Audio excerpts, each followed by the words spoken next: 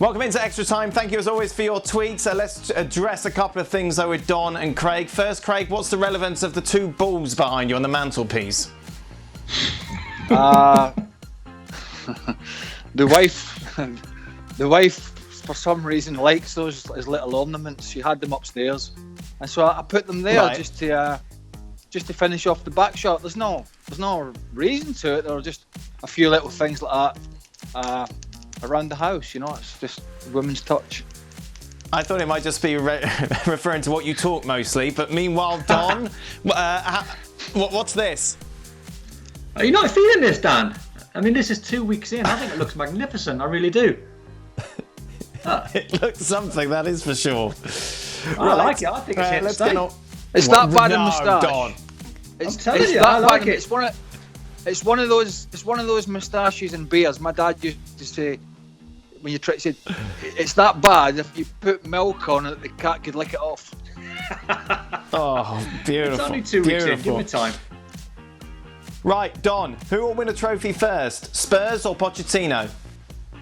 Oh, Pochettino all day long. I don't know where Spurs are going to win their trophy, and let's hope Pochettino wins it at Newcastle, being a Newcastle fan. Yeah, it'd be interesting if he gets that job, if he takes it. He will be adored up there. I don't know where Tottenham are going, Dan, to be honest. I thought I saw signs 18 months ago where I could see a pathway for Tottenham. They're getting close. Obviously, they got to a Champions League final, regular team in the top four. But I worry for them. Not huge amounts of money to spend, and it might be inevitable that they sell some of their top players going forward. So my answer would be Pochettino. It's amazing how many he's teams do you support, Don? You support West Ham, Everton, Newcastle, Liverpool. No, these are teams I all played for, but there was only one team I stood on the terraces, and that was Newcastle. I stood in the Gallagher end underneath the scoreboard from the age of, 7 or 8 till about 17. So Newcastle's my club. I tell you what, moustache then as well, I imagine. Yeah, one second, Dan. Two things here. One, Don's done well to do the show whilst he's listening to Van Morrison in his headphones, and the other side of the coin is if we cut Don's shot up now, then we're going to unveil the biggest turncoat in Scottish history. When you look what's behind them. Look what's behind Hutchison. Yeah, and I'll explain that, Craig. That is Alan Shearer's shirt from the Scotland-England game. Let me just move to one side. Oh, you never see that he signed that. Do you know when they said that? Do you know when they said to me, Johnny Swap, said, "I'm so disgusted we've been put out. I couldn't even think about it." But you were up all this time. All you were thinking about when we got lost to England was how I'm going to sell that on eBay 25 years from now. That time. I can't because he signed it to Hutch, so it's worth absolutely nothing. It's to Hutch. Best wishes, Alan Shearer. Well, there are other places. There are other people called Hutch in the world, Somebody might buy it. I'm not selling it anyway. I'll put my Scotland back one on next week. If you guys play today, would you take a chance on playing for a club like Newcastle, assuming you have at least 5 years there? Assuming you'd have at least 5 years there. Depends who the manager is, and depending what your feelings are. I mean, I'm like Alan Shearer, a Newcastle fan, and he went to Newcastle after winning the title with Blackburn, and he turned down big clubs in Europe, including Man United, because he's an absolute legend there. So the hometown pull would be strong, but depending on who your agent was in contact with and who were the clubs that were trying to sign you, I suppose. Craig? Yeah, I would. Great club. Great support. Fantastic stadium. There's always a great atmosphere there. Always loved playing at St James's Park. There's something about the towns, the cities with sort of one big club in them. And, I absolutely. Ask Shaka about playing and, maybe just ask him about playing there. Don't ask him about anything else. just in case. This has got to be from your burner account.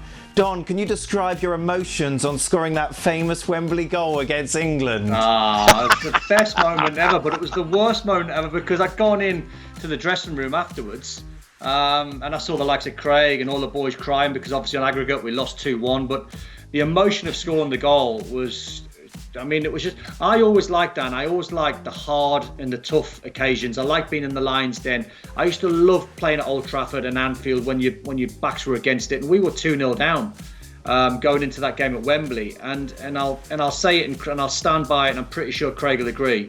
It's to a man, we absolutely battered England on the night. I mean, we should have won by 3 or 4. David Seaman was pulling off saves after saves after saves, and we should have romped that game. But scoring the goal obviously give us a massive lift and give us the momentum in the game.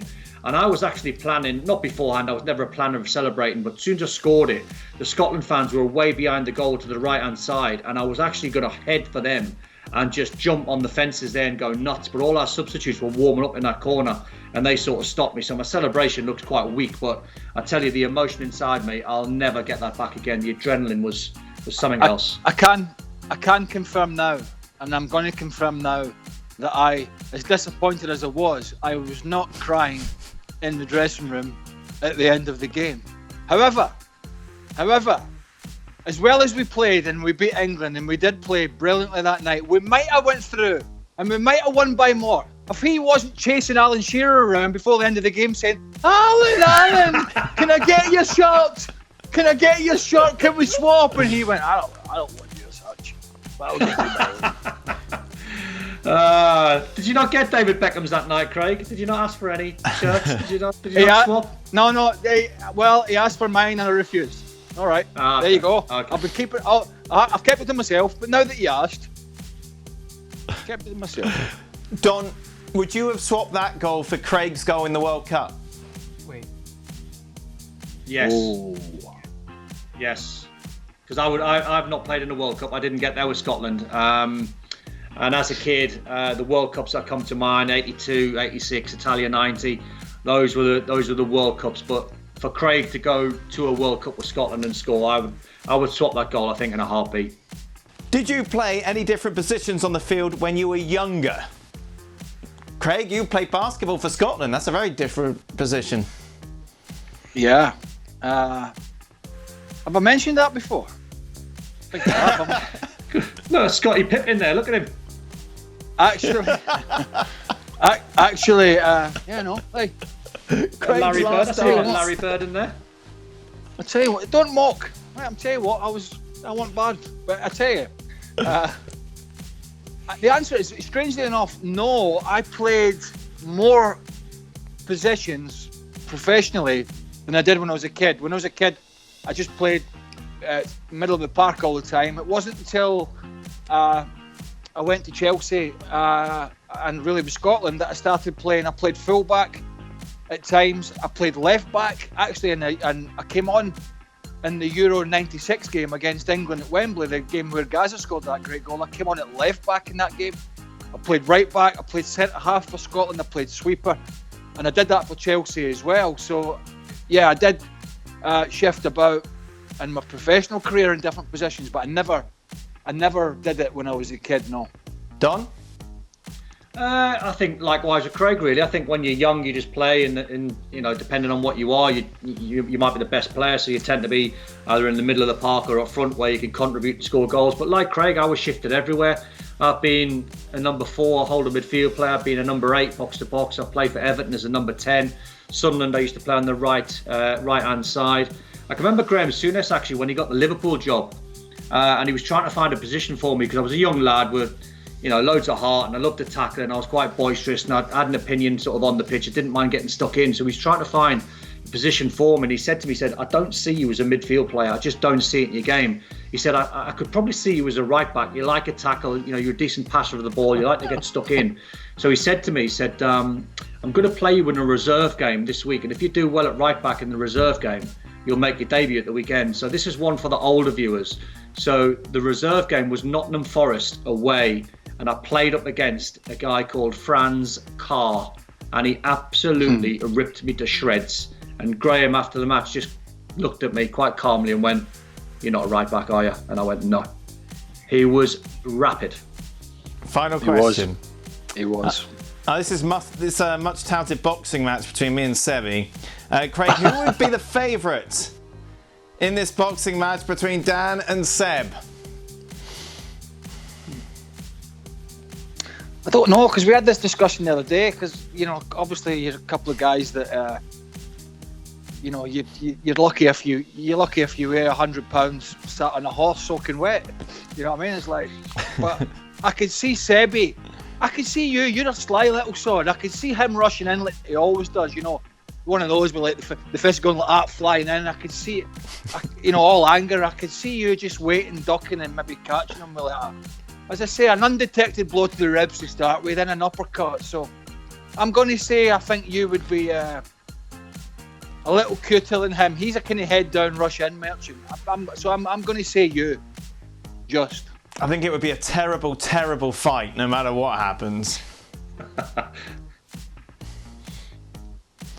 That is it. That brings us to the end of today's Extra Time. Thank you very much, Don. Enjoy that moustache. Thank Look you. forward See you to next more week in Alan the Shearer 3-week stage. stories next week. Yeah, thank you very much, Craig. We'll leave you go back to your Bulls. We'll be back, of course, on Monday for more of this. Until then, goodbye. Well, thank you very much for watching ESPN on YouTube. For more sports highlights and analysis, be sure to download the ESPN app. And for live streaming, premium content, and let's not forget as well, ESPN FC 7 days a week. Subscribe to ESPN Plus.